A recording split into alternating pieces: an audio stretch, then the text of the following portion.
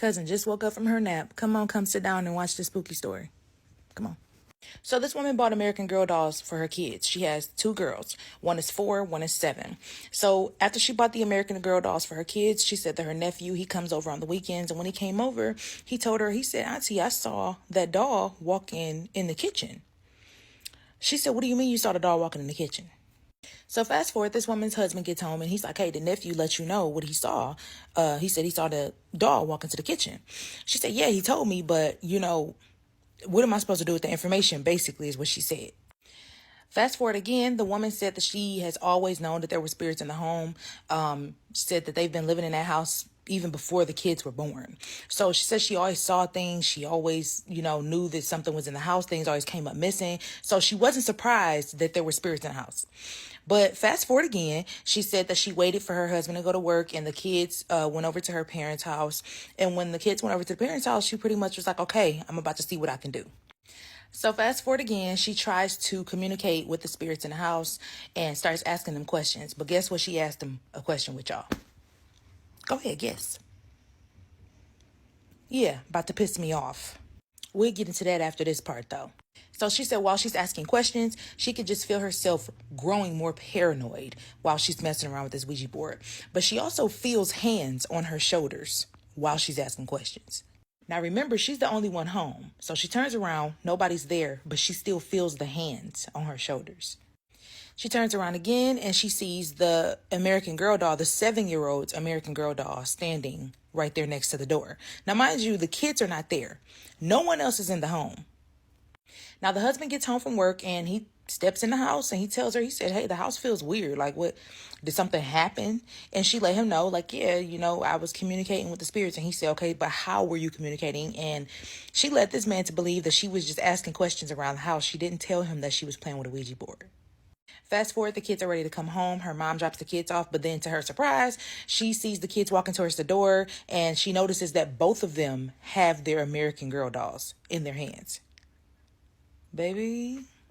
She ends up telling her husband that she did not just ask questions. She was around there touching a Ouija board. He asked her where it was so he could get rid of it immediately. Now, mind you, he strongly believes in this stuff. Fast forward, the daughters are outside playing and they both scream like at the top of their lungs. Their mom comes out running. They tell their mom, hey, the doll just tried to stab me. The mom looks at them and she's like, with what? Like she really, you really were gaslighting those kids. Now, she says that her kids have a small little treehouse. She said the treehouse is not too far off the ground. But she said that she climbed up there just to look inside and there was a knife in the treehouse. So the husband gets home. The wife tells him like, hey, we need to do something because it's something going on. Now, mind you, why are you acting like you didn't play with this Ouija board? You knew that activity was going to pick up after that. I don't know why you did that. Like that grinds my gears. Like y'all ain't never seen The Conjuring? Annabelle. Fast forward, the daughters refuse to sleep in their own rooms. They don't want to play with their other toys. They want to get rid of their Annabelle dolls. I'm going to call them Annabelle because, yeah. So the husband has native ancestry and he has one of his family members come over to bless the home, right? The wife is standing there. She's not native. She's just standing there and wondering what's going on until her husband's family member tells her that she should not have touched what she touched. They haven't told him anything, but he knows. He told her the best option is for them to move.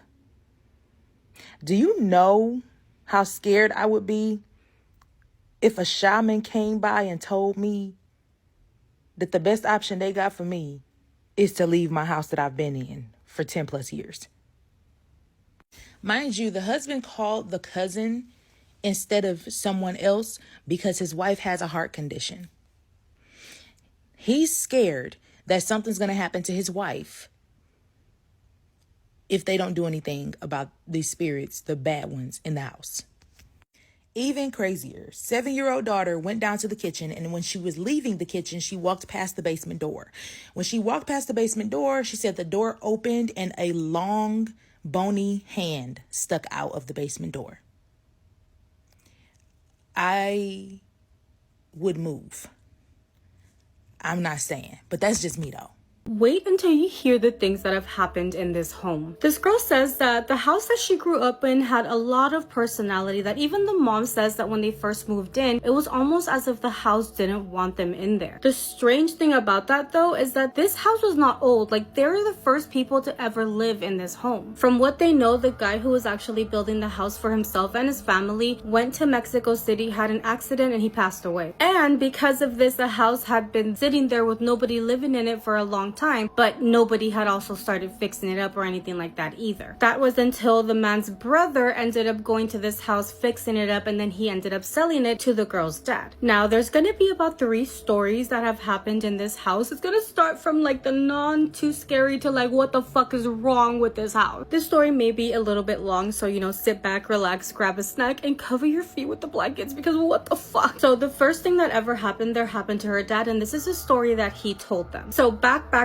then when they first bought the home, he would go there after work just to fix up things here and there in the rooms and things like that, because they wanted to prepare the house fully before they even moved in. So the father spent all of his savings buying this house, and because of that, he didn't have money to hire people to add AC to the house. So he was gonna do that on his own, and that's why he would go every day after work. He really needed this house to be completely ready because his wife was pregnant at the time. His mom, who was also going to move into this house with them, she couldn't walk anymore, and obviously the wife couldn't help her because she was pregnant, so he needed everything to be done completely because they just didn't need to worry about anything else. So there was one night where he had gone after work and he was gonna paint the baby's room because that was again another priority for them. He ends up finishing painting that room, and it was already a little bit past midnight, and he laid down for a little bit and closed his eyes, and he accidentally fell asleep. He was so deep in his sleep that he was already dreaming, but he got jolted awake because he started to hear somebody running inside of the house. He immediately thinks that maybe an intruder went into the house, and he had his backpack and a lot of tools on the first floor, so he thought that maybe they were trying to steal his backpack and all the tools he had brought with him. It took him like a few seconds to fully wake up, and that's when he realized that when he came inside, he had locked all the doors, like all the windows were locked, and if somebody had came in, he would for sure would have heard like a door open or a broken window or something. So he was being rational, and he's like, oh, it must have been the dream, like I must have been dreaming because there's no way somebody would have came in and I wouldn't have heard it. So because he does think that it was just a dream, he's like, well, let me get my stuff ready because I'm gonna go home. And as he's about to walk out of that baby's room, he hears the footsteps running again, but this time they ran across that baby's door. He heard those steps running past his room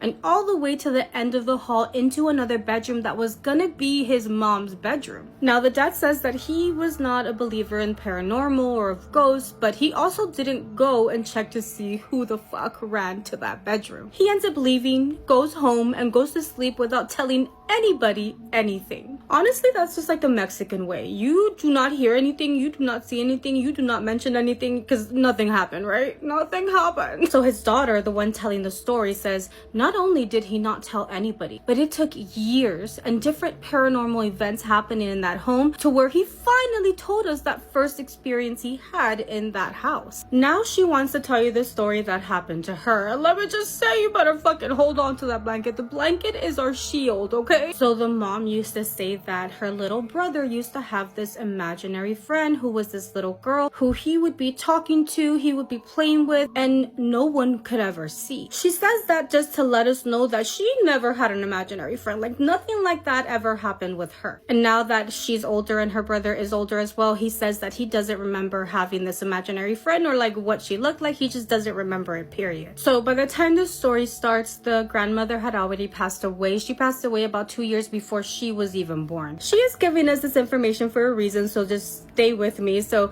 because the grandmother passed away, her brother moved into the grandmother's bedroom, and then she moved into her brother's baby bedroom where the dad had painted and all that. So she explains that her new bedroom had a very big closet. It was so big that her brother ended up just keeping his clothes in there. She put her clothes in there, and they even put all of their toys in there. Now she doesn't understand why she did this, but it was almost like religiously every night she would close that closet closet door, she had this really big like toy chest that she would place in front of that door, and she doesn't know why she would do it, but she would just do it every single night. Girl, that intuition was kicking into high gear. That's what I'm thinking. She says that there was one day where her cousins had came over. They had played the entire day, so by the time it was nighttime, she was so tired that she just went to bed and forgot to put that chest in front of that closet door. When she was already between like asleep and awake, she hears that closet door opening. In the position that she was laying in, all she really had to do was open up her eyes to see right into the closet. She wanted to open her eyes, but she was very hesitant because she didn't want whatever that was in the closet who had just opened up that door to know that it had woken her up. She says, I opened up my eyes just a little bit and there was somebody in there. She swears that there was somebody in that closet. The thing is though that the only thing that she can make out is that this person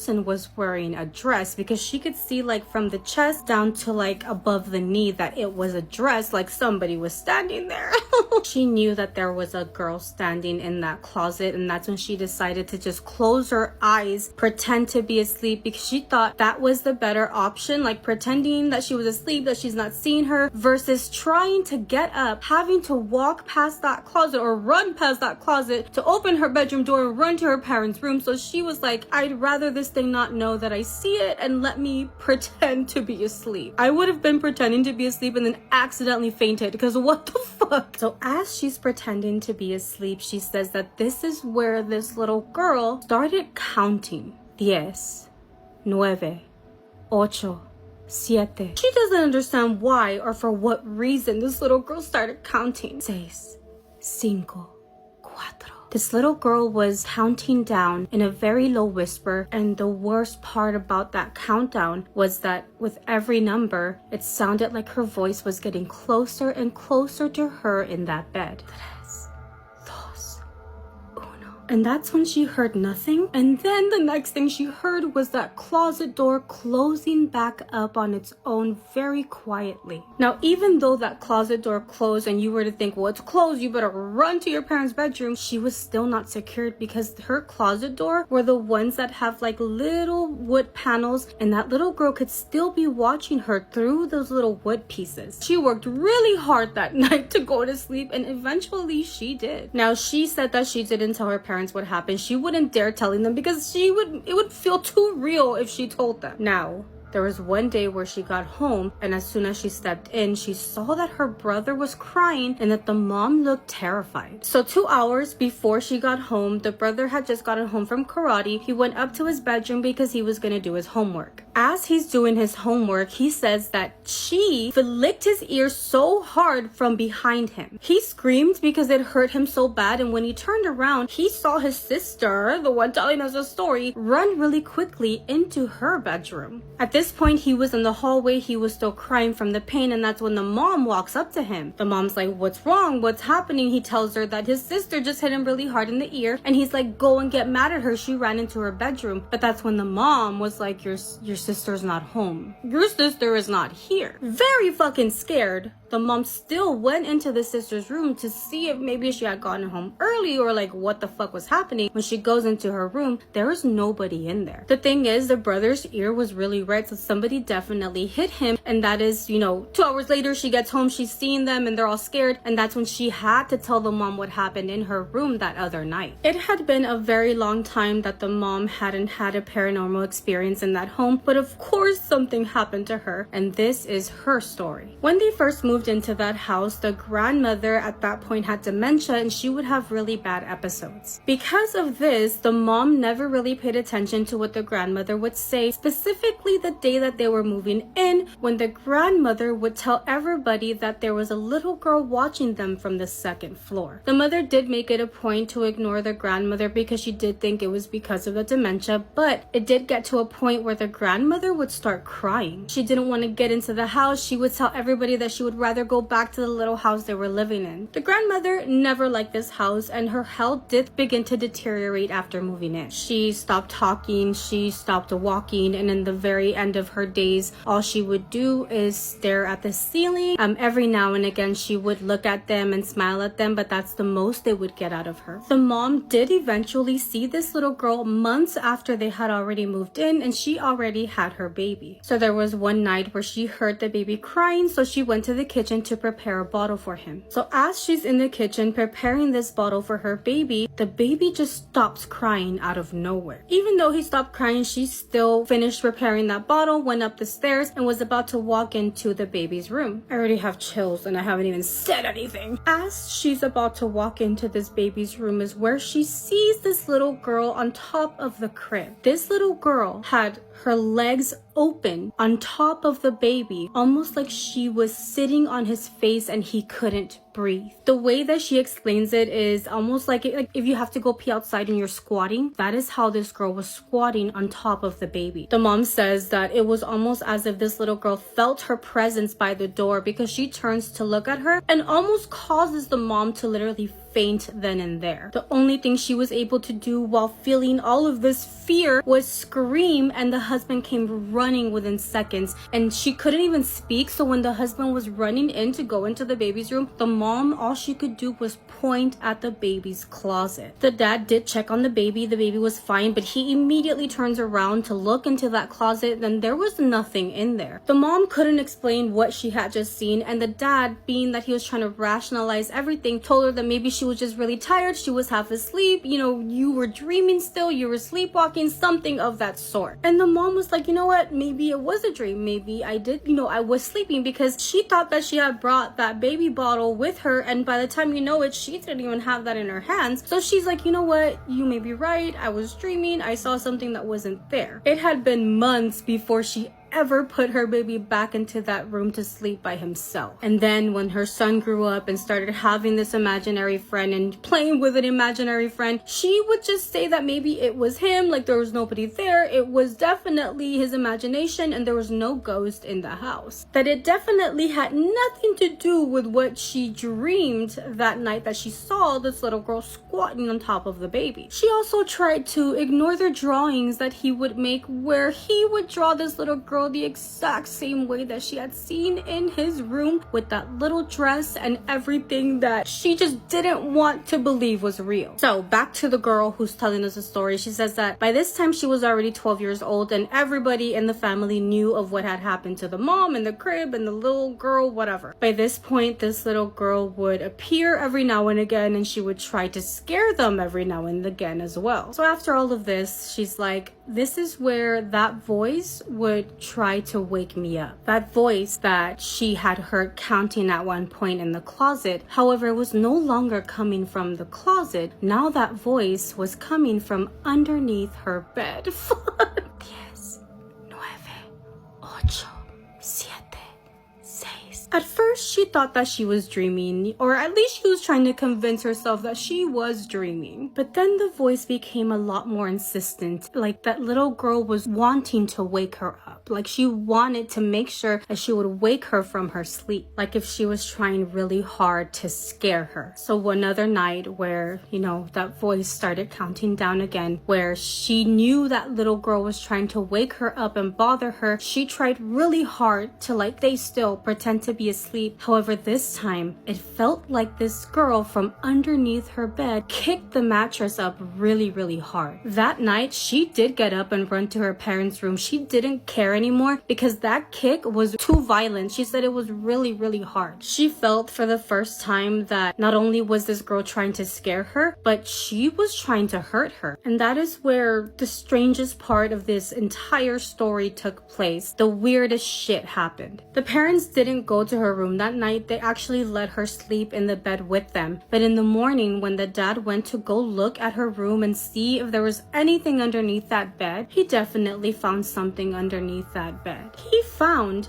a baby's bottle. A baby bottle that had been lost for years, confirmed by the mom who had made that bottle that time where she saw her on the crib, and apparently she did think she was sleepwalking because she had made a bottle and never had it. The fucking bottle that she had made in that kitchen, who she swore she had taken up to the baby's room, had been found years later underneath her daughter's bed. The family still lives in this house and they're fully aware what they are living with, but she says that nothing that intense or crazy has happened since. It's very strange, it's very weird to live there, but she says that every now and again she still hears that countdown coming from underneath the bed, except now the voice feels like it's farther away. It feels like it's not as present as it used to be. But what do you guys think? There is something weird going on in the heart of Ocala National Forest. A man named Bob told me a story about how he went into the forest with his father and his brothers when he was 12 or 13 years old. They drove deep into the heart of the forest and would stop every now and then to get out and look at animal tracks. At one point, they stopped near a body of water because they saw flags waving in the water and they didn't know what it was, so they got out to investigate,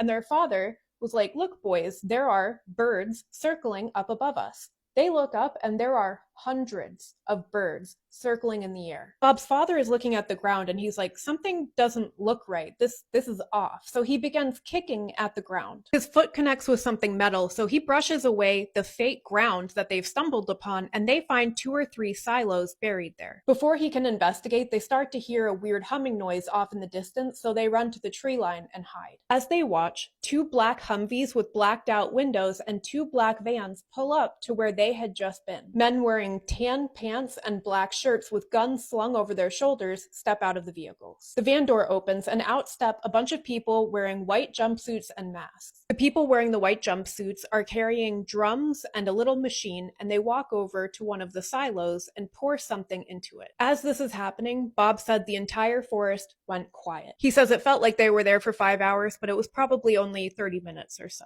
After these weird people finally left in their vehicles, Bob and his father and his brothers walked over to investigate, and this strange fake dirt had been placed back over the silos. They then began to look around a little closer and realized that there were cameras all around them pointed at that spot. He said all the plants and trees that were near these things were dead. Whatever was being poured into these silos was somehow killing the plant life around them. Now that Bob is older, he lives in DeLand near Tiger Bay State Forest. Apparently, the government has taken over a section of this forest as well, and if you get close to that area, they will chase you off, and they will even run you off the road in white vans. Even decades later, Bob says that when he thinks back to what happened that day in Ocala National Forest, he still gets the creeps. And I can't say I blame him. So what do you think those military vehicles out in the forest were doing? Were they dumping some type of chemical, or was it something else? This is the scariest story I've ever heard in my life, and I know that because I watched this TikTok video like years ago, and I still remember this story and think about it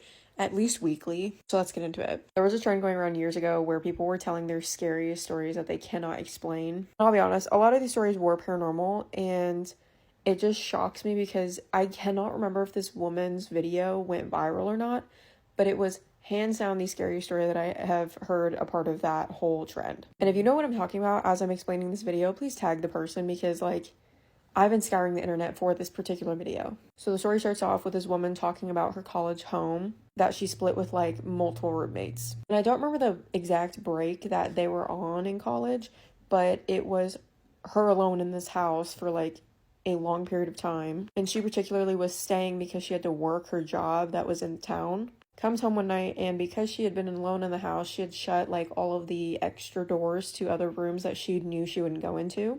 Not super unusual. I did the same thing when I was sharing a house in college. And it's important to note that the attic was split into 2 rooms, one of them being her room. I remember her saying that there was like a latch on the door in her bedroom, and she decided to lock it that night, or she locked it every night. I cannot remember. But when she woke up the next morning, the room directly across the hall in the attic to her was open.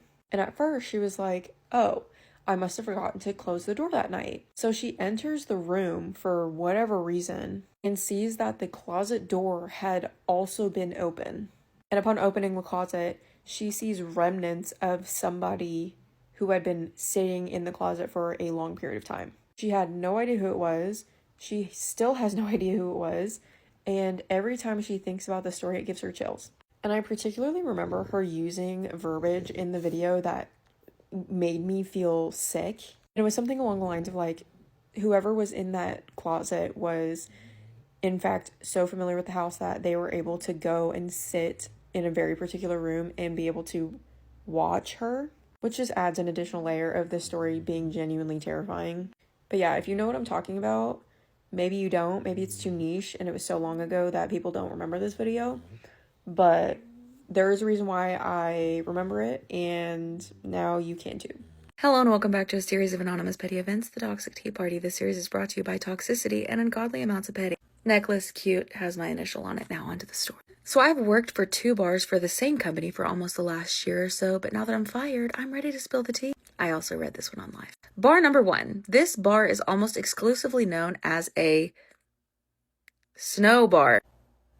Like, to the point that it was being sold out of the back office. They also knew where the blind spots on the cameras were. So there was a table that they would do lines off of in the back openly. Like, you couldn't tell who was in the bathroom, the food, or the snow. But let's just say the lines never ended there. There's been full-blown brawls involving bartenders from across the bar. And they've since had a mass firing to try and handle the situation. But I've known bartenders within the last year that would buy an 8-ball a day. Even now, the dealers there get a free pass to do damn near whatever they want and somehow elude bans even after starting multiple fights with regulars. Say no to drugs, kids. Bar number 2 most recently was exposed because the owner had been cheating on his wife with another employee. Are we shocked? No. And she absolutely went out of her way to make it public. Facebook group posts, Instagram posts, even made a separate Instagram tagging everyone involved and explaining the situation in detail. You know what? Now that I think about it, we need that Instagram. Is it still up? I'm just curious. Now, mind you, this isn't even the first time in her public post sure as hell brought people out of the woodwork to confirm every single thing that this man has been doing behind closed doors. And by closed doors, I mean inside the bar. One story was from an employee who had come back to the bar to grab something she had left behind, only to see the owner smashing on the bar floor. That is nasty as fuck, because I just know that those floors don't get clean. Just think, alcohol, puke, and piss. Bull. This wasn't even the first time that he's done this with an employee. Now back to the wife. They got married in November and also very recently bought a house and had a kid together. This all exploded at the beginning of February. I think Kim K was married longer. One story stated that the employee that he cheated with smashed him the night before his son's first birthday, and then she showed up to the birthday. The rest of the employees had been speculating. Like, personally, I wondered why I was always sent home so early on the same nights that she would happen to be out and about. But hey, I took the cut and minded my business. And now here we are, minding everybody else's business.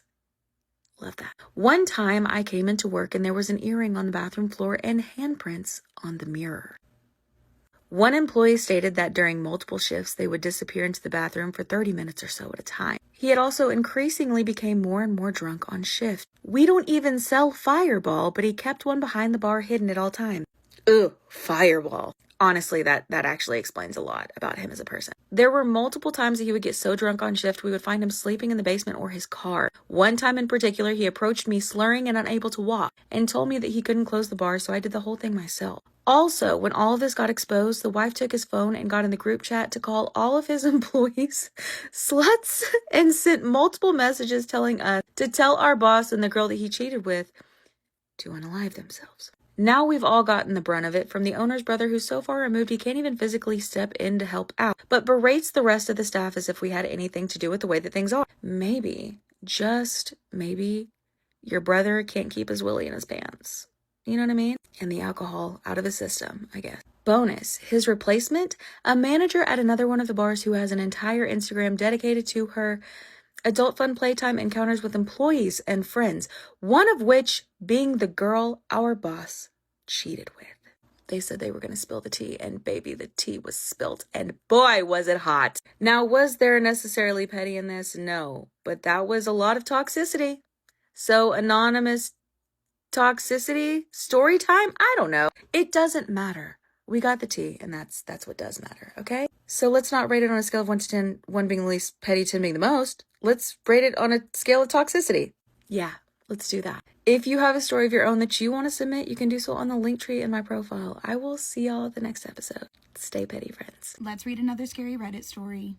Quick context. I'm American and have always lived in a city right by Lake Erie. I've never gone out of the U.S., especially not to a school outside the U.S. and this is the second time I've had this dream. The dream starts with me around 20 years old, sitting and flipping through a school yearbook from a school I never went to in real life. Nothing about that felt weird at first. Then I stopped on 2 boys. They were brothers, both blonde, blue-eyed. I knew immediately that I knew them, even though I couldn't remember their names. I never can. The names felt German, but not in an obvious way. Maybe softer? Looking at their photos reminded me of being in gym class with them. I remember the gym itself more than anything. The echo, the open space, that generic school smell. They were always quiet. I don't remember them talking much. I couldn't tell if they didn't speak English very well or if I didn't speak German. That stood out to me. Then I remembered something else. I remembered that they both went missing. I remember the local news coverage like it had actually happened. One brother had gone to a park by himself. The park had a swamp tucked deeper into the woods, not right near the entrance. According to the news, he either tried to swim or fell in and drowned. They didn't think there was any foul play and basically closed the case. Around the same time, the brother went missing too. He was never found. After that realization, I shut the yearbook and felt this really strong urge to go to that park. Not curiosity, compulsion. Like something unfinished was tugging at me. That same day, I went there with my boyfriend on a moped. That part felt strange. I've never ridden one before and don't really see them where I live. On the way there, I noticed road signs that looked like English letters but weren't quite right and not actually English. It made me feel like I wasn't in the US. When we got there, I felt off. Not scared, just uneasy. Like I didn't belong there, but also like I had been there before. We walked pretty far into the woods. Eventually, we came across the lake. At first glance, it looked normal. Dark water, tall grass around the edges, trees everywhere. But once we stopped, I noticed how quiet it was. No birds, no bugs, no frogs, nothing. The only animal I saw was a large pig-looking thing off to the side. I didn't think much of it at the time. Later I realized it was a wild boar, but in the dream, it didn't register as strange. For some reason, we decided to swim. We didn't change clothes or talk about it. We just went in. I don't remember the water feeling good or bad. It was just there. While swimming, I noticed a small island near the edge of the lake. It wasn't fully separate from the shore, more like a raised patch of land. On it was a thick cluster of purple flowers, maybe 4 or 5 feet long and a couple feet wide. They were the only things around that looked lively and colorful. For a few seconds, I was admiring how beautiful it was. Then randomly, I grew increasingly teary-eyed and my gut super unsettled. There was something wrong. Why was the gorgeous and nutrient-dense terrain here, right here and nowhere else around this lake? Not even the grasslands around it. My boyfriend told me we should leave. His voice sounded shaken. I knew he was right, but I couldn't stop looking at the island. And then I said, without really planning to, the boy's body was here. He again, clearly more shaken, said that we needed to go. We grabbed our stuff and left quickly. He held my wrist as we ran through the woods. On the way back, I glanced over my shoulder and saw a guy standing there between the trees. He was blonde, blue-eyed, and looked about my age. He looked like he could have been the missing brother, just older. I couldn't tell if he was real or not, and I was too scared to say anything. We just kept going. Once we got back to the entrance, I went to the public restroom. My head just rushed with questions. Why am I here? What actually happened to that boy? Was that his brother? Is he alive? Then I woke up. When I woke up, I sat in what felt like unfinished business. I want to research this, but I'm almost too scared to. I don't know what to do. This is the second time I've had this dream. Maybe they are reliving like a past life, or is this something like astral projection maybe? Y'all already know I have really vivid dreams where I feel like I make connections and like build relationships with people that I visit in my dreams. Kind of sounds like this. I mean, they have like a really close like feeling or relationship with these 2 German boys. I don't know, could be past life, could be astral projection, but I want to know what you think. What does this sound like to you? So our friend Monica sent us an email to tell us about the weirdest thing that she has ever experienced. And honestly, when I read this, I was like, I didn't even know that this was a thing. So if you've heard of this, please let me know. But Monica said that back in 2021, she decided that she was going to leave her narcissistic and abusive husband, and she was going to leave with her and her 2 kids. She had actually been planning on leaving for a while, so she had saved up some money and she was hoping that with that money she would be able to afford an apartment. But in today's economy, she realized that the only thing she was going to be able to afford was like a 1-bedroom apartment or maybe a studio, which she said was perfectly fine. Anything to just get away from that man. The day that she decides that she's finally going to leave, everything comes to a head and he actually becomes violent with her. So she does end up having to call the authorities. The authorities ask her if she wants to press charges and she says yes. I'm not sure how the legalities work of this, and I don't know why this happened, but for some reason he got the house and she had to leave. So that's why she had been saving up money. The house was in his name, the mortgage was in his name. He was fully in control of everything. Monica said that she was completely fine with this. She just wanted out of the situation. She didn't want to fight with him. So she and her 2 kids pack up and they go to stay in a hotel. They are in there for a couple of weeks.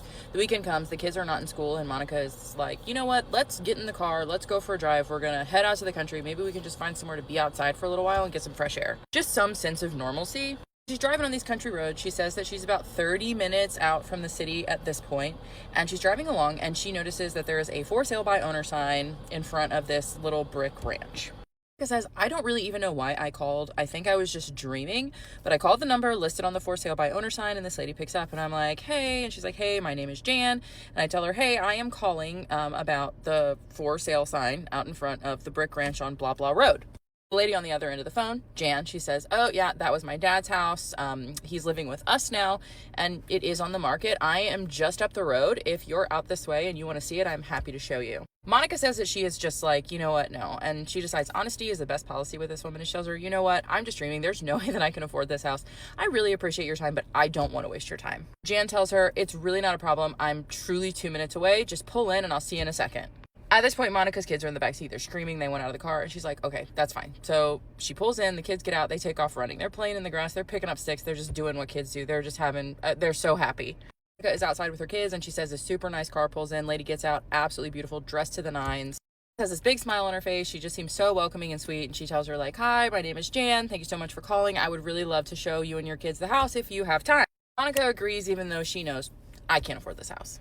They all go into the house and Monica says that, yeah, it's definitely straight out of the 80s. It has had no updates done, but there is nothing wrong with it. It's not like the roof is caved in, the floor isn't falling in. Everything is in perfect working order. And then Jan goes on to tell her, yep, so it's the house. It's actually the shop back here behind it.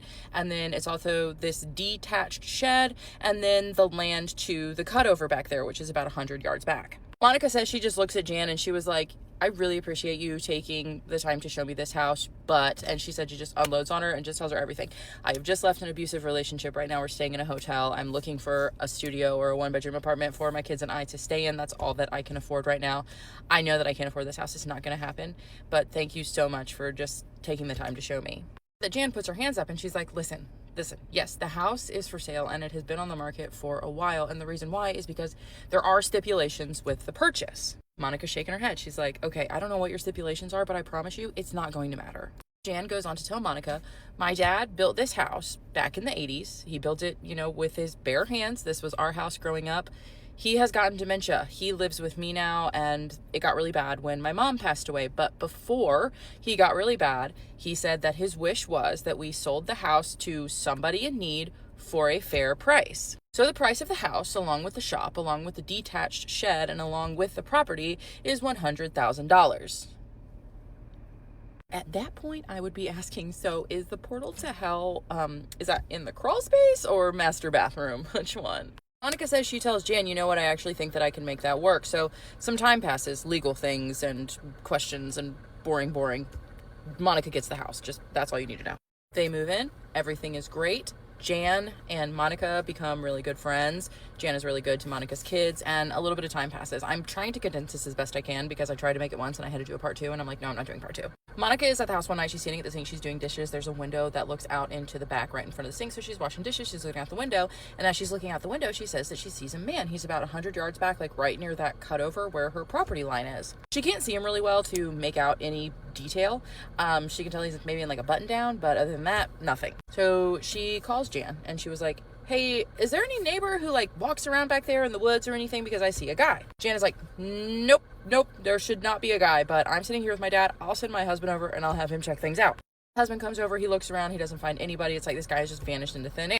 Monica is thinking, okay, I'm not used to out here. Maybe it was just an animal. Maybe it wasn't a guy in a button-down shirt. I don't know. So she lets it go. A couple more weeks pass. She is standing at the sink again and she's washing her dishes. And she says that she's looking out the back window again. And next thing you know, she says she sees this guy, but he's not on the tree line. Now he's like 50 yards away from her house. And she's like, what is going on? Like, who is this man? But she can see him a little better now. And she says he looks to be like 70, maybe 80 years old, very early 80s. He's got a button-down flannel shirt on. He's got on khaki pants, work boots, and he is just staring at her. Like, he's not moving. He's just staring. So once again, she calls Jan and she was like, hey, that guy is back. Are you sure that there's nobody who lives around here that like walks at night or something? I don't know. We're staring at each other right now. Once again, tells her, no, I'm going to send my husband over and we're going to need to call the authorities because there should not be anybody on your property. So husband comes over, cops end up coming, search the property, nothing. They find nothing. So at this point, it's been about a month that Monica has been moved in. She is trying to settle in and Jan invites her over for dinner. They're going to have their whole family together and they're going to have dinner, invite her to come. Monica accepts. At this dinner, Jan's dad is present, so Monica is able to meet him, and she said that she does thank him for the opportunity that he has given her in purchasing the house. Unfortunately, he has dementia. He is wheelchair bound. He is pretty much nonverbal at this point, and he's just kind of vacantly staring off into space. But Monica said, I don't care. I don't care. I wanted to thank him. Maybe he heard it, maybe he didn't. I don't care. Dinner is great. She is so excited to meet Jan's entire family and she feels like she's finally accepted somewhere. She's a part of something. She has a community. Another week goes by after the dinner. She is standing at the back sink. She is washing the dishes again. She looks out the window. Boom. The guy is there, except this time he's not 50 yards away. He's about 25 yards away. So she gets a good look at him. Having a stare down at this point, and she's looking at him and she says, hold on a second. Why does this look like Jan's dad standing in my backyard just staring at me? So she's got her cell phone right there. She picks up her cell phone. She does not take her eyes off this guy. And she calls Jan. She says, Jan, where is your dad right now? And Jan says, sitting next to me in the living room. At this point, she's thinking, okay, they're playing a prank on me. Her dad is perfectly fine. And this is like some sort of sick thing that they're doing. So she doesn't even tell her. She just says, oh, okay. I swear I see that guy again. I don't know what's going on. Anyways, okay. I'm going to call the cops. Bye. So she calls the cops. Cops come. And she took her eyes off this guy for a split second and she looked back, gone. Cops come, search the property, nothing. At this point, I got questions, okay. A couple of weeks pass, uneventful. She doesn't see the guy out the back window, nothing. One night, she is asleep in bed and she says that she is awoken by some guy who is screaming, hey, hey. And she wakes up and she's thinking, okay, I must have just dreamed that and it woke me up. But as she wakes up, she realizes that she can see headlights through the front windows. There shouldn't be anybody there. It's the middle of the night. She goes and she looks and she realizes that her narcissistic, abusive ex-husband has somehow, well, he knows where they live, but he's shown up at her house in the middle of the night. And she was like, oh, heck no. Because at this point, she's already pressed charges on him. She has left. She has filed. Like, they are done. She wants nothing to do with him. So she calls the cops. Had she not woken up, she says she doesn't know what would happen, but she calls the cops. The cops come and they do end up arresting him and telling him, like, you can't come back here. Monica told me that her mom is like a free spirit. Like, she's just living on the wind. She's out there just traveling and living life, which is why she didn't go live with her mom when everything went south. But her mom and her mom's girlfriend end up coming for a visit. So they're all sitting in the kitchen one night and her mom's girlfriend just out of nowhere looks at Monica and is like, so who's the guy in the house? So she kind of straightens up and she was like, I don't know what you're talking about. It's just me. There's no man in my life. And she says that her mom's girlfriend is like, no, that's not what I mean. What I mean is, like, who's the spirit? Who's the male spirit in here that's like walking back and forth down the hallway? At this point, Monica has not acknowledged that there's anything paranormal going on. She has not acknowledged that there's anything weird. She said that she would hear the house make weird noises sometimes, but it's an old house. That's going to happen. So she looks at her mom's girlfriend and is like, I don't know who it is, but I see him outside. I've heard him speak before. I hear weird noises in the house. Mom's girlfriend is like, I'm a little bit psychic. I can figure out who it is. I'm going to go into the back bedroom. So she goes in the back bedroom. She closes the door. She comes back out about 10 minutes later. She goes up to Monica and she says, okay, I found out who it is. It's actually the guy who built the house. Monica looks at her and she's like, that's impossible because he's alive next door. Her mom's girlfriend tells her, yes and no, he's actually split. And sometimes this happens after a traumatic event. So a certain part of his essence is still trapped in his body, and then there's this essence, which is kind of wandering around, and until this part of him is ready to pass on, this part is going to be stuck here. But he is happy that you're here, and he's happy that you got the house. Because, like, you can split? And Mom's girlfriend is like, yeah. To make a long story short, eventually Jan's dad does end up passing away, and nothing ever happens in Monica's house ever again. She says she is thankful for him because she does feel like he was protective and not so much terrifying. I wish I had more time. Imagine trying to end your own family members over some land. I am back with another spooky story. We're gonna call the person who submitted this story Terry. So Terry wants to share a story about her niece who did obia on their family over land. This story took place in the Caribbean, but they won't specify which island. They don't want to share the island because they don't want the niece to know that this story is about her, because till this day she's still alive, sadly. Well, for context, the niece was their neighbor. She lives right next to them. So everything started a few years ago when Terry's dad was given a piece of land. He had a lot of animals and things to take care of, so it made sense for the dad to have it. But the niece, let's call her Lisa, did not like that at all. She wanted the land for herself, and that's when the problems started. After Terry's mom and dad got married, her mom moved into his house. This was before Terry was even born. But during that time, strange things just kept happening. Whenever the dad left the house, electricity would go out. Then the moment he would come back in the house, it would return. For context, Terry's dad drives a van that you can recognize immediately. It has a very distinct appearance and sound, so you can always know it's him pulling up. So her mom would tell her dad about what's been happening. Sometimes she would even find 25 cents placed in every corner of the house. Terry's mom said that ever since she started living in the house, and it's been about 17 years now, she suddenly became allergic to almost everything. Even walking outside could make her swell up. Sometimes they would find what looked like jars filled with buried in the yard, and they couldn't even touch the jars because whatever was inside would burn their skin. Growing up, Terry had her own strange experiences as well. She would see shadows sometimes, and she watched her mother constantly end up in the hospital. Food that was perfectly fine for her suddenly made her swell up really badly. Sometimes she would wake up with bruises all over her body that she couldn't explain. Eventually, one day, Terry's mother decided to call a spiritual person for help. For more context, Terry has 3 older brothers. At the time, they were all young, the oldest being around 25 years old. The spiritual person first went to Lisa's house for something. Then he came back to their yard afterward. Sadly, Terry was too young at the time to witness everything herself, but later heard what happened. Apparently, are y'all ready for this? The spiritual man said he pulled more than 60 rusty nails out of Terry's mother. He told them that she was actually very spiritually protected, because if she wasn't, she would have been dead a long time ago. And about those allergies, even now, sometimes her mom would randomly get this severe allergic reaction out of nowhere. And when it does happen, it's really bad. And the person ended the story with, I think if I say any more, my family might recognize this story and realize it's about us. So I am going to stop here. I really don't know how the story ends, but that's all that was submitted. When it comes to land and Caribbean beef, things get real crazy. So yeah. Alright, thank you guys so much for watching. If you have a spooky story that you want me to tell, feel free to submit it to me right here via DMs on TikTok or Instagram. And go ahead and just send me the story. Don't DM me like, hey, can I send you a story? Just send me the story. Like I said at the end of every single video, I love you, my abducted human, from your favorite Haitian homegirl. There is way too much activity going on in this house. One of my followers from the Philippines sent in this story and I couldn't wait to share it. They didn't include their name, so I'm going to keep it anonymous. They considered this house an ancestral house because it was passed down for generations. The mother had inherited the home, and it had been in the family from their great-great-grandparents. It was a huge 2-story house, and they lived on the first floor. They said their aunt lived on the second floor, and then other areas of the home were also rented out. While living there, they experienced several strange things, and I will list them out here. One time, while they were sitting on the balcony, they saw a little girl in a white dress holding a cake with a candle in it. She smiled and said it was her birthday and asked them to play with her, but they said the way that she moved felt really unnatural, almost like she was floating. Oh, and also she was holding a knife. So they got scared, yelled for their mom, and the mother came out and said, yeah, she's not real. And of course, she was gone. Okay, another night, late at night, they were outside and they said they saw a girl squatting nearby and her body looked to be covered in blood. They couldn't make out her face, they only were able to see her eyes. They said their mother tried to talk to her, and then within a blink, she was gone. Okay, get this. Another time, their mother had been standing outside their door, and they walked into the home without speaking, went on through, and when they went to follow her, they realized she wasn't there. And then just after, their mother actually came home from work.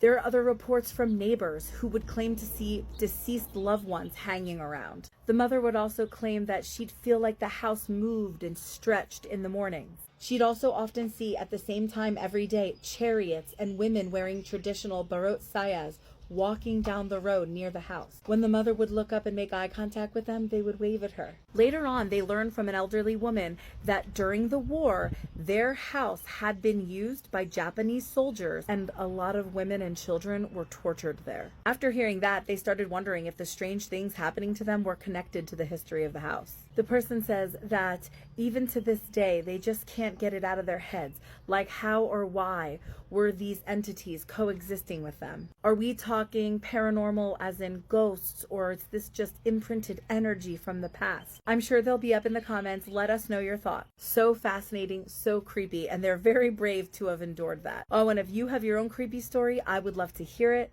And if you're new here, definitely follow for more creepy story time. Do you believe that friends or loved ones can communicate with us in our dreams? Because this next story gave me goosebumps. The person telling the story says that one day when they were 8 years old, they were sick and they stayed home from school. His friend was supposed to bring him his homework, but they never showed up. So that evening, the boy's grandfather gets home from work and he tells him some very sad news. The boy that was supposed to stop by with his homework had passed away. This child is absolutely devastated by this. And once he finally falls asleep that night, he says he had a dream. He was with his friend, the one who had just passed away, at a playground near the school, and they were sitting there talking to each other. His friend said that he is safe now and it didn't hurt when the car hit him. So fast forward to the next day. This boy's mother wanted to talk to him and she asked him if he'd like to know what had happened. And this little boy says, "I already know what happened. He told me everything." And he went on to explain to his mother that he knew how he died, how he got hit by a car. At first, the mother didn't believe him. She thought that his grandfather had told the details to this boy, but the grandfather was like, absolutely not. I didn't want to share any of that information with him until you had a chance to talk to him to decide if you wanted to tell him or not. So then this boy goes on to say that that night again, he had another dream and his friend came to him again. He said that at first they were playing and having so much fun, but then the boy got serious and said that he does have to go now and you won't be seeing me ever again. He said that the next day did happen to be the boy's funeral and that after that he never did have any more dreams again about this boy. How freaking sad is that? Let me know your thoughts in the comments. And if you have a creepy story of your own, I would love to hear it. And if you're new here, you gotta follow for more creepy story time. Let's read another scary story. I live in the middle of nowhere. I honestly don't know how to start this story. My name is Xander and I'm 18 years old. For context, I'm in college now and only visit my family on the weekends. My family lives near a small town in the middle of nowhere. We're surrounded by trees and woods that stretch for acres, and our house sits on a back road about 2 miles from the highway. This started a few years ago when I was around 14 or 15. At the time, I got used to the sounds, but looking back, they were actually pretty creepy. Late at night, I would hear the wood creaking, the laundry room door slowly opening or closing, and sometimes what sounded like footsteps. After I left for college, it felt like a weight had been lifted off of me whenever I slept. One time, early in my first year of college, I was visiting home and laying in bed on FaceTime with my girlfriend. She had already fallen asleep, and I was just scrolling on TikTok while I drifted off. Suddenly, right as I was about to fall asleep, I jerked awake. It was like something was watching me, and my brain somehow knew it. I turned around and grabbed my flashlight, but there was nothing there. For context, I sleep with my closet door open and my bedroom door closed because I have a kitten. But my kitten was already asleep, so it wasn't him. I also have a lava lamp in my room, so I turned it on to help me sleep. But every time I started to drift off again, I would jerk awake with that same feeling, like something was close by, watching me. I left the next day because it was Sunday and I had class Monday morning. After that, the same thing would sometimes happen when I was at college, but every time I visited home, it felt way worse. Then, fast forward to a few weeks ago. We were driving home in the dark after being out all day. As we turned into our dirt driveway and started driving up, I saw something for just a split second. It looked like some kind of entity. It wasn't a person and it wasn't an animal. It was tall and faceless, kind of like Slenderman, but not exactly like him. Seeing it made my heart drop straight to my stomach. No one else reacted, so I guess no one else saw it. That night, when I laid down in bed, I literally couldn't sleep at all. I kept tossing and turning, but every time I closed my eyes, I felt like something was watching me. And it was terrifying because I didn't know what it was, and I still don't. Sometimes I even get these quick images in my mind of what looks like a mimic standing behind me and watching. My bed is in the corner of the room with a wall on one side and the rest of my room on the other. Even when my back is against the wall, it still feels like I'm being watched from behind. Like whatever it is just stays behind me whenever I turn. I hate sleeping on my back because I feel like I'll get sleep paralysis, and I can't sleep on my stomach because it hurts my neck. Somehow, I eventually fell asleep that night. Ever since then, I haven't been able to sleep well at home without some kind of light on in my room. The weird part is, when I'm at college, I sleep completely fine, and when I'm at my girlfriend's house, I sleep fine too. I don't know what's scarier, not knowing if something is watching me or knowing that something might be. Living in the middle of nowhere isn't easy, because out there, there's nothing but trees and animals. Thank you, Xander, for sending this story in. I don't even know what to say about this. Like, this might be the second time that I've heard about a story where someone sees an entity like Slenderman. Every single time, it freaks me out without fail. But I'm glad to hear you can at least sleep when you're not at your house in the middle of nowhere, which means the entity is likely tied to the house and not to you, which is good. Thank you so much again for sending this one in. If you guys have any stories you'd like me to read, please email them to me and I will get to them if I can. And I will see you in the next one. Hey Hans, my name is Kara. Boston. Growing up in the Boston area with parents descended from old New England, superstitious farming families, ghosts were part of a daily life and not anything out of the ordinary. My dad saw ghosts, my aunt sees ghosts, my cousins have been haunted by their dead mother, my aunt, you get the point. Mother! Hey, Mother! I too have been sensitive to the spirit world, seeing, hearing, feeling unexplained things throughout my life. In all cases, these experiences I can't do it. JFK, isn't it? What? He was Boston, Oh, wasn't I he? wouldn't know who he was if he smacked me on the arse and called me Sharon. Came to see me the other day and he said he's really tired of being referred to as the younger brother of the president. Is he the one that got shot? Wow. Yeah. Interesting. So many assassinations. There is a consignment shop. I don't know what consignment shop is. Is that American? In Warwick, Rhode Island. Not far from where I currently live. It is housed within an old mill building.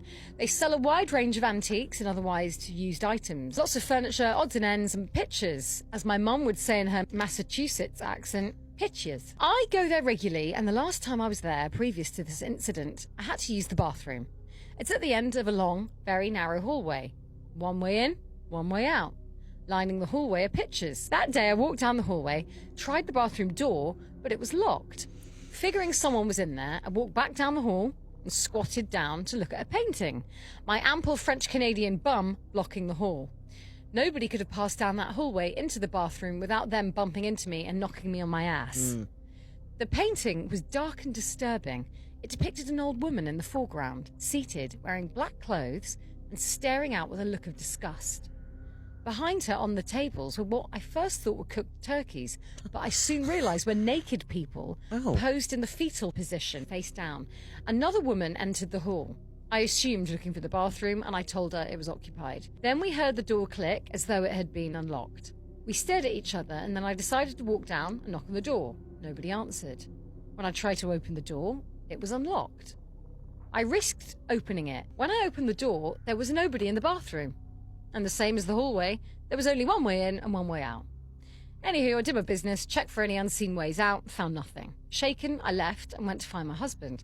I told him the puzzling story, but naturally he tried to mansplain it away. Just admit it's weird, or just go with me on it. Yeah. It's more fun that Yeah. way. Live life in a more Stop fun trying to be way. like, oh, that'll be a science. Yeah, oh, you just heard a noise, it was probably someone Yeah. else. You're like, could you not just say it was a ghost? Go, God, that is weird. You've obviously seen a ghost. Fast forward a few weeks, and I was talking with friend Jessica, planning a girls' night out.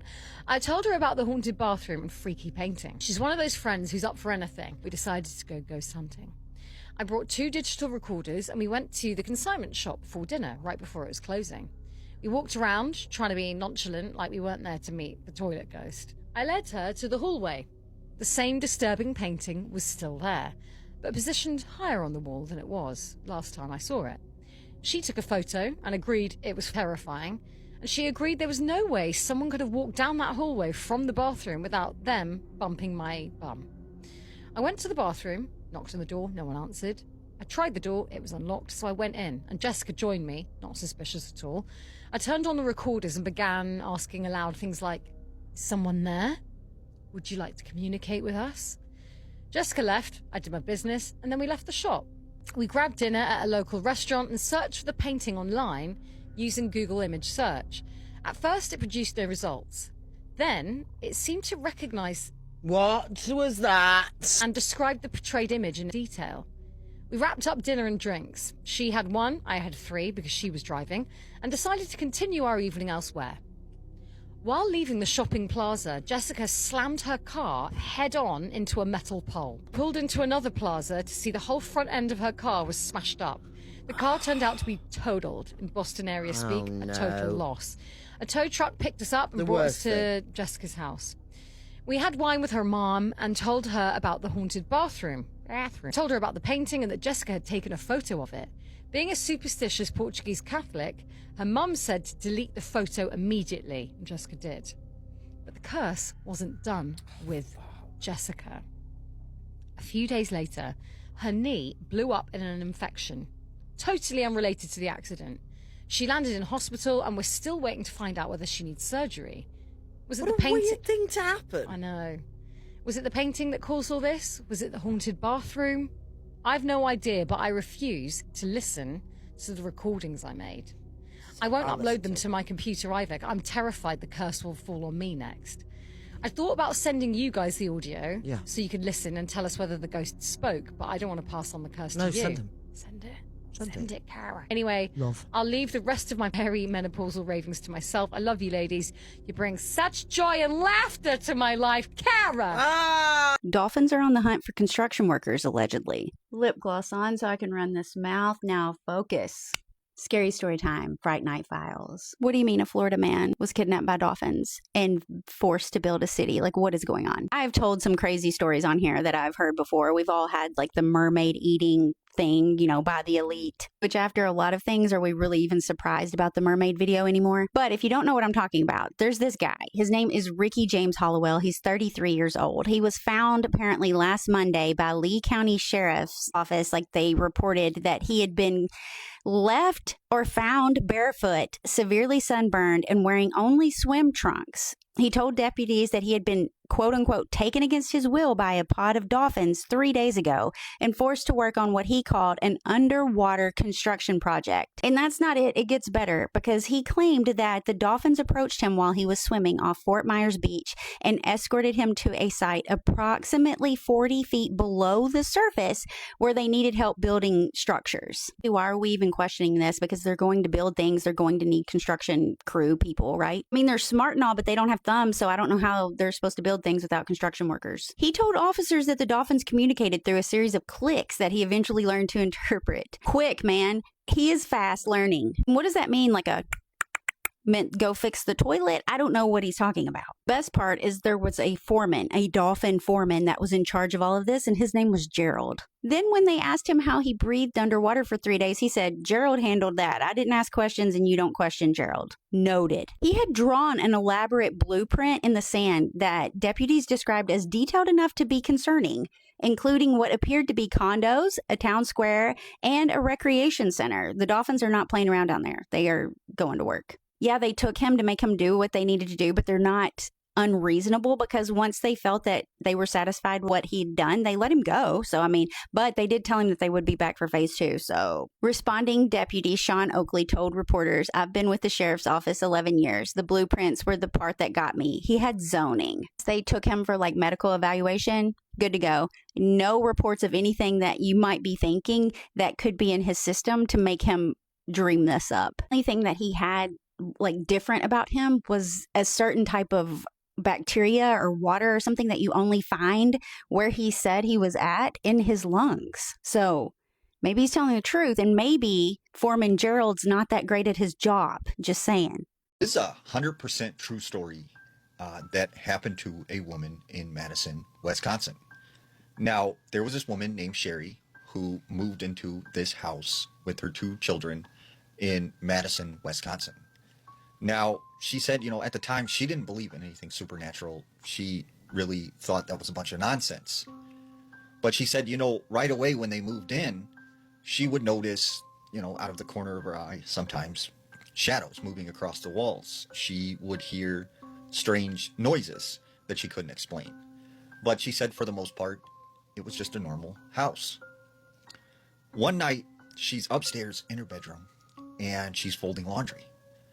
she hears talking coming from her son's room. So she makes her way over to his room. The door's closed. And she hears her son having a full-on conversation with someone. And she's like, who is he talking to, at 12:30 at night? So she opens the door, and when she looks in his room, he is not in his bed. So she starts yelling for him. She looks down and sees him next to the side of his bed, on his knees, crouched down, with his head under the bed, talking to someone. And she's like, hey, who are you talking to? Like, who's under there? And her son's like, I can't tell you. And she said, what do you mean you can't tell me? Like, who's under the bed? And he's like, I can't say. He'll get mad. And she's like, what? Who's under there? So she runs over to the bed and she looks underneath there. It's empty. There's nothing under there. So she's like, you know what? Just get back in bed. Like, just stop, doing whatever you're doing. Several weeks pass, and like on a regular basis, she keeps finding her son talking to someone under the bed, except there's no one there. So after a few weeks of this happening, she thinks maybe something is wrong with her son. So she takes him to this child therapist.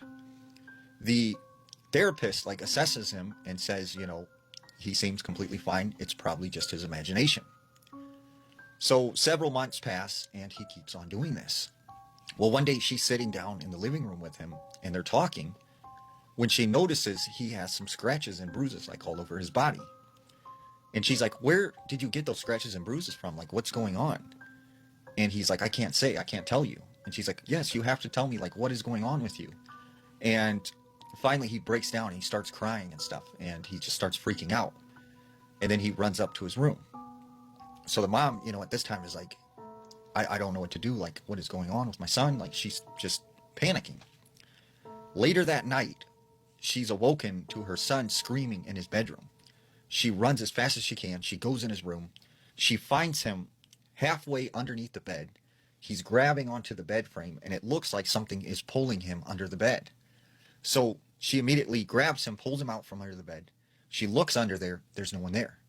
So she's like, you know what? This is weird. You're sleeping with me tonight. You're going to be in bed with me tonight. So they go back to her bedroom.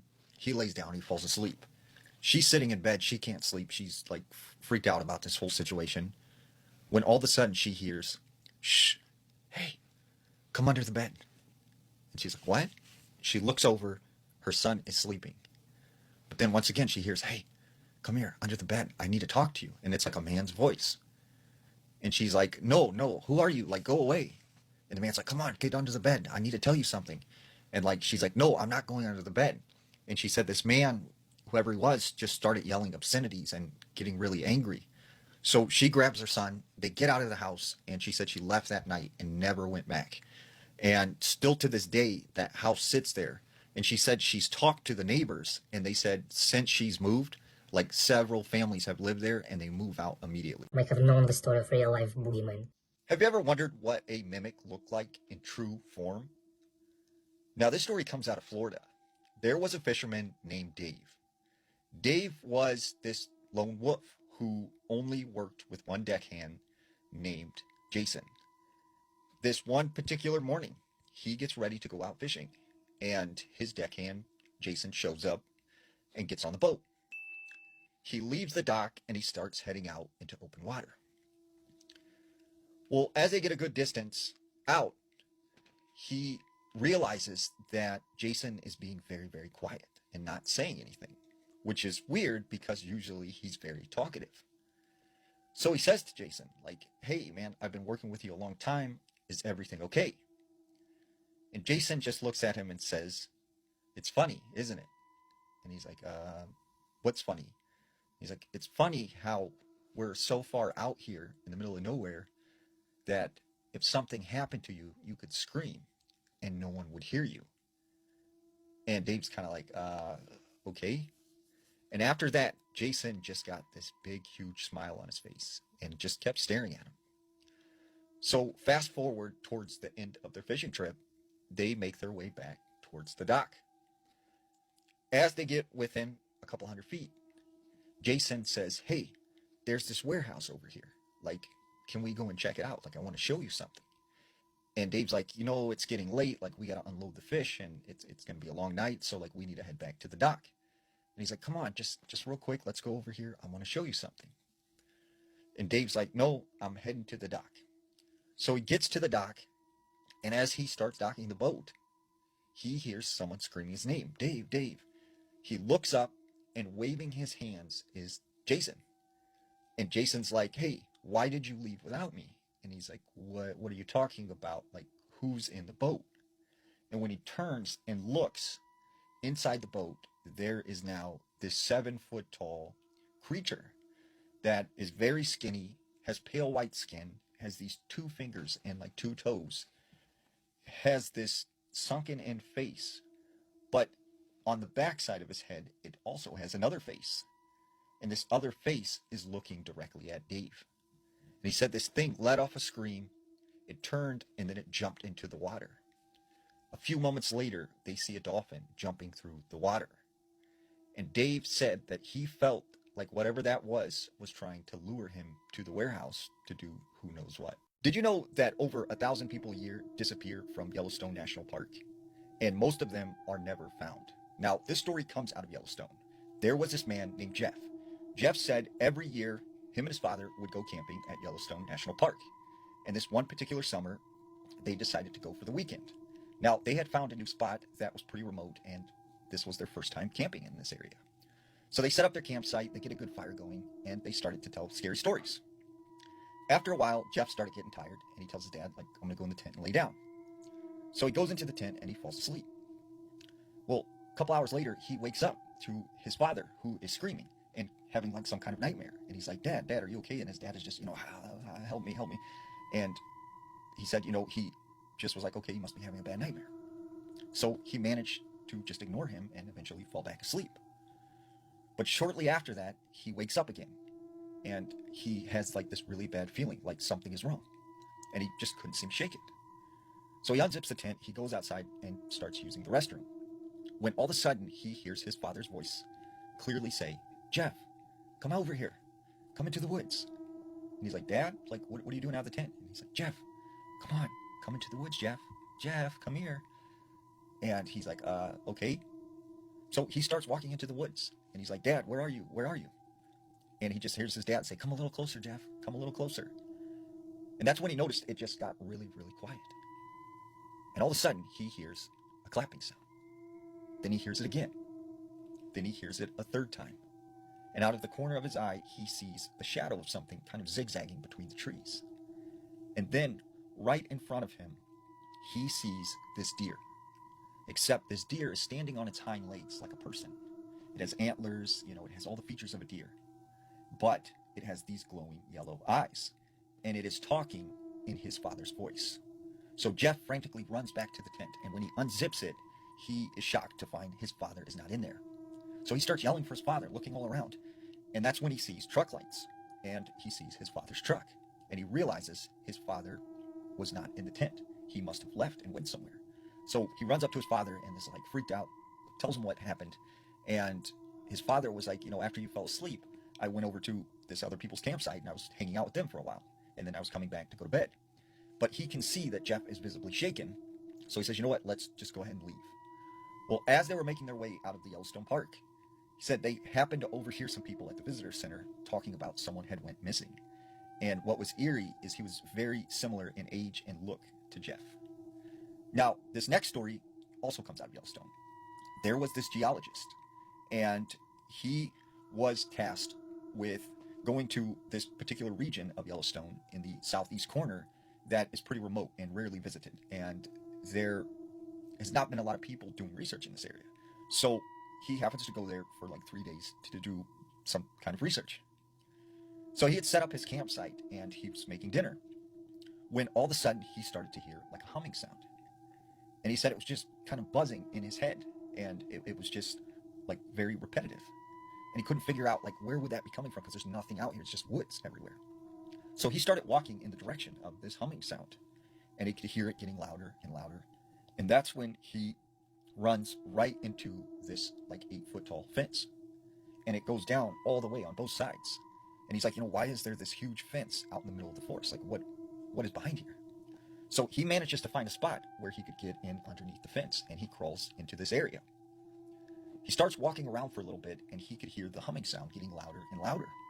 And that's when he came out to sort of this clearing, and he said he couldn't believe his eyes. There was this pyramid-like rock structure with some kind of entrance, and there were these very tall men coming out of it. And he said, they were just tall, gray, very long arms, very long heads, is the way he described it. And he said they noticed him, and he started to panic. But then all of a sudden he heard a voice in his head say, "Do not be afraid." And he just instantly felt peace overcome him. And he said, then it said, "You are not ready to know what we know. You need to leave." And so he turned and he left, and he went back under the fence, and he got out of there. So he leaves his campsite and he goes to the nearest ranger station, and he starts telling them there's something out there, I don't know what's happening, but there's this fenced in area. And all the rangers are kind of yeah, this guy's losing it. So as he leaves the ranger station, one of the rangers runs up to him and is like, "Hey, don't tell anyone, but I believe you. There is a lot of weird stuff that goes on here that we don't really talk about, but you did see something, and something happened." Weird spooky story time, and he's got a long life of duendes messing with his family members. She has many stories, but one is when she and her cousins went to swim at a nearby laguito, as my mom called it. They took their clothes off and set them aside, then got into the little pond. About 5 minutes later, she says they started hearing little laughs coming from the bushes around them, and little rocks started getting thrown at them. She said when they got out of the pond, their clothes were gone. But the weird part, whoever took them left their I don't speak Spanish, huarachas behind. So they had to walk home wearing only their huarachas. Another story is one of my tias who still lives out there on the rancho. She says there's one that's peeking through her window. Sometimes he jumps on the leña she keeps stacked outside, and she always sees him running around knocking things over. But sometimes he brings her little flowers she's never seen before. Other times he leaves little trinkets. She says it's because she feeds him. Ooh! I wish I still had the picture, because she once sent us a video of the little dude literally grabbing the bowl by the edge, leaning in to eat. She also told me once that my grandpa caught one messing with his rabbit traps. When he touched it, he passed out. And when he woke up, he said the duende was sitting on his chest speaking in a weird language. My grandma told me the same thing. After that, my grandpa never set traps again. He said it was because the duende told him their family and friends were dying because farmers were setting traps. Oh, so the little duende was like, "Stop doing this, you're killing my people." And if he kept doing it, one by one, his animals would disappear. What's crazy is my grandma said she would sometimes see them messing with the horses and the pigs, but she couldn't do anything. She said they have powers. I don't know exactly what she meant by that, but she always said they're really powerful beings, not human beings. I love this story because he's got stories happening with different family members having different experiences, but they all kind of line up to what the general duende lore says, is that they'll bring you little trinkets, they'll mess with you, that they'll cause havoc. I thought it was really cool how he said that his aunt would get little trinkets from the duende because she would feed him. I'm wondering if more sinister things happened after that. Just because I've heard that can happen. And then also how his grandpa said that he tried to trap the duende and then he passed out, it used some kind of magic or something. And then he woke up that this little duende was on top of him speaking some weird language, which would make sense. They're not people, they're something different. They would have their own language. They wouldn't necessarily speak a human language. So I thought that was kind of a cool little addition to duendes. And then also how he said that it would mess with their animals. I've heard a lot of people say that duendes will mess with your animals like that. I've heard people say their cats, their dogs, their pets, their ranch animals all get messed with by duendes. I thought this story was really cool. Let me know in the comments what you guys think, or if any of you have ever experienced anything like this, send it my way. Get ready with me while I tell you this ghost story. This story was sent to my email, and if you have any scary stories, ghost stories, or paranormal encounters that you'd like to share, you can send them to the email in my bio. When I was growing up, I had a cousin who basically was my best friend. She was 4 years older than me, and honestly, she felt more like the older sister I always wished I had. We were inseparable. She only lived a few houses down from me. She was constantly over at my house or I was at hers, and most of my childhood memories include her somehow. In 2009, when I was about 10 and she was 14, her family moved to a different house. But it wasn't just any house. It was actually my grandma's childhood home. The place was over 100 years old, full of creaky floors and old wooden stairs. Luckily, the move didn't change much for us.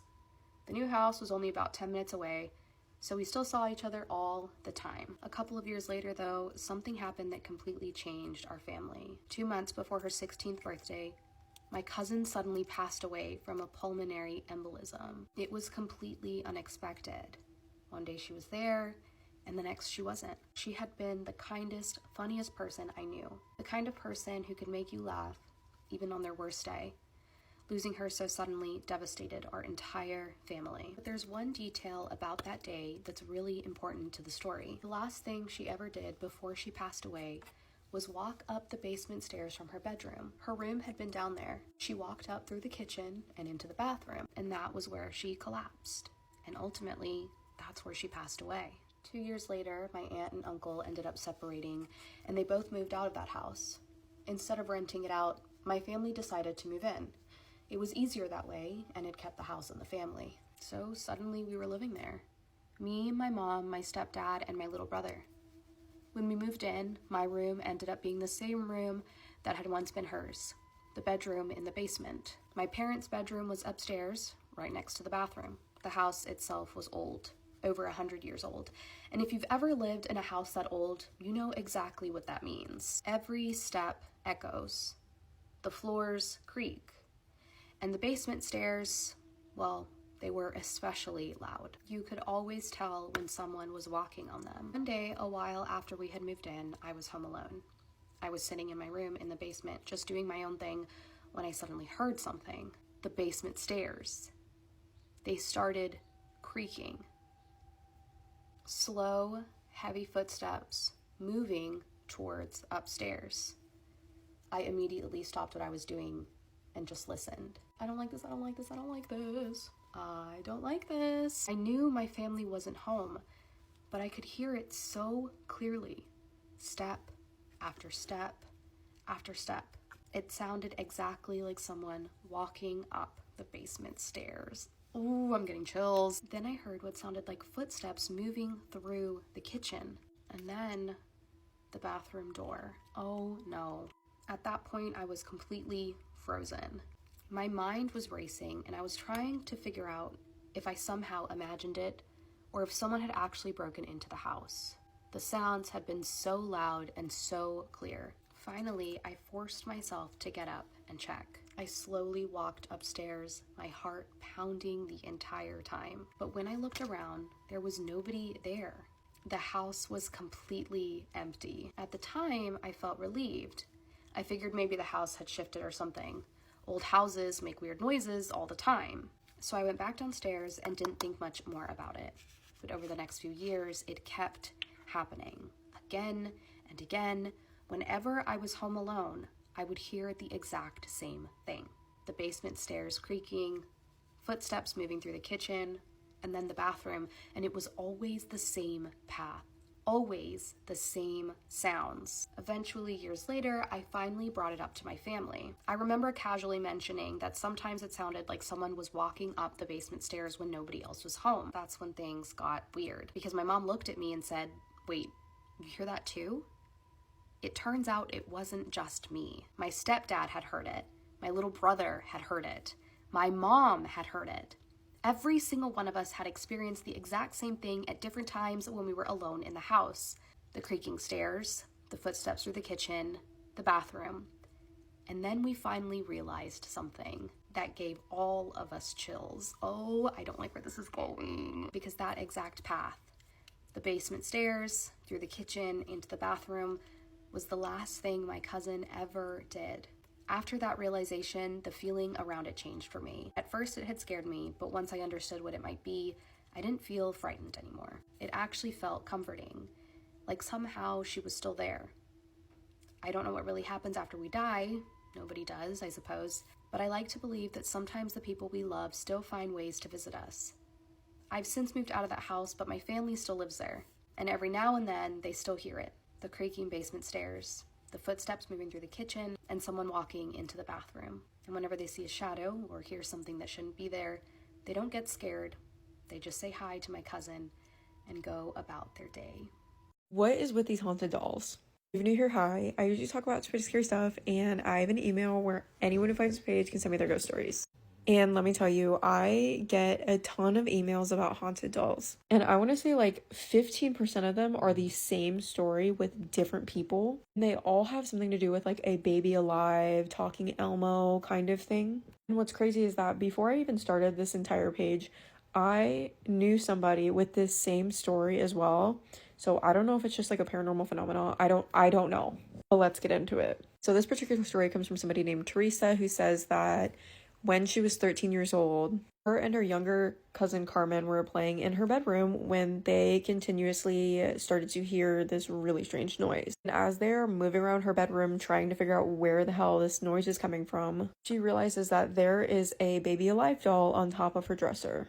Teresa can see its mouth opening and closing. If you have no idea what I'm talking about, I am about to attach a photo of a baby alive doll. It's super important to note that these dolls are powered by AA batteries. A little side note, I did not know that there was a market for these, and they are now hundreds of thousands of dollars on eBay.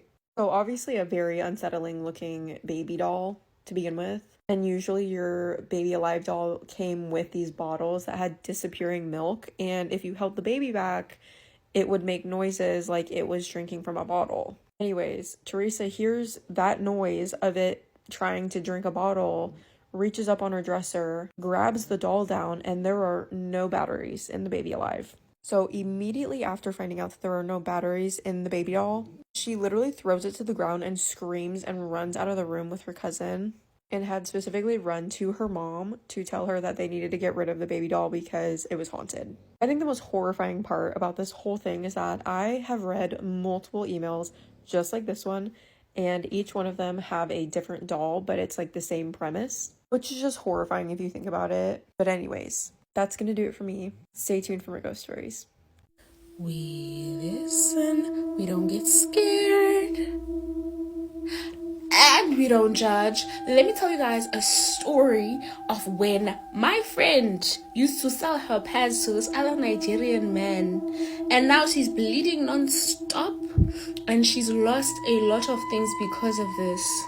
So y'all, there was this time this girl comes to me and she's like, listen babe, I've got a plan for you, because all of a sudden her life went from here to here. You know, she's dressing nice, you know, she's looking all cute. She was even able to fix her childhood home, because she stayed with, it was just her and her mom, and she was able to fix her childhood home. She was just buying all these nice things, and I'm like, girl, what do you use? I need it. I need that.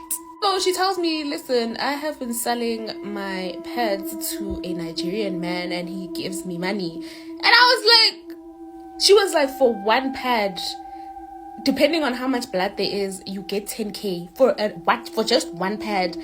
And then if you like bring it as a bundle, like from like your entire cycle for that month, like say for example you bled for 5 days, and every day you put those pads in a plastic, you tied them up and you gave them to this guy, he gives you 50,000 rands. Okay. And I obviously asked her, like, aren't there like consequences to this or whatever? She was like, no, like I haven't seen nothing. And he told me that if ever somebody wants to use my stuff for witchcraft, I will get more money, but he will ask me first. And I was like, what could they possibly be using your period blood to do if it's good? To heal someone, how do you heal somebody with period blood? Like I asked her all of these questions. She was like, no, Chomi, you know, just do it. Then there came a time where there was this party that I needed to go to, y'all, and I wanted like a specific outfit, and I thought, damn, like 10K like 10K for like just pads. I could just give him like maybe 4 and be like, that's just for the entire week, because they require you to give you this particular not 10k months. They give you this particular 50k. Like, you need to give them your pads from the day you started your menstrual cycle for that particular month until you finish. Even if it's 4 days, even if it's 3 days, they just need everything. I'm like, no, I'll just give them 4. I'll just give them like 5 pads and be like, that's from like 3 days because I menstruated for 3 days, and then they'll give me 50k. My periods for that like particular week came, and I thought, I kept on, obviously when you go on your cycle, you don't throw your pads away. I throw them in a bunch. Like, I put them in a plastic and then throw them away after. So it was time for me to now tie the bag and give it to my friend, because I had spoken to her, right? And like, guys, every single time I tried to leave the house, I thought twice, and then I went back inside, and then I went out, and then the third time I was just like, no, I'm not doing this. Like, easy money is never easy money. I'm not about to put myself in trouble, so no. Hi guys, I tell her, nah, it's cool. She's like, yo, you're missing out, blah blah blah, guys. Obviously, things start going well for her, and then she's like, the guy eventually just ghosts her out of nowhere. And after he ghosted her, baby, a month later, things started to go south. All the things that she had purchased using the money that she had gotten from this particular person vanished. How? The house burnt down. The wigs, the clothes, the shoes, the same house that she renovated with the money burnt down. Don't know what happened. We don't know what started the fire, but something happened and it burned. Like, they were not in the house and everything burnt to ashes, y'all. People tried to throw like water on the fire, and it was just not going down. And the people from the fire department, we have a fire department. It's not far from here, and they tried. The house eventually just burnt down to ashes, y'all. We don't know how. And when they got there, they found people trying to throw water there, and the house is gone, y'all. She called me so devastated, like, show me, this just happened, blah blah blah. And I low-key, like, the first thing that came to my mind was, that guy must have done something, or he's done with you, because she told me that he had ghosted her, and I was like, he's done with you, he's finished taking whatever he needed to take from you, and now it's time to see the consequences of what you were doing. That very same month, y'all, she was preggers and she lost her child. Everything happened in 1 month. Lost her child. Her and her mom had to move back to her grandparents' house, the mom's parents and all of that. And like, now she's suffering, y'all, because for one, she is literally on her periods each and every single day, and the doctors have tried.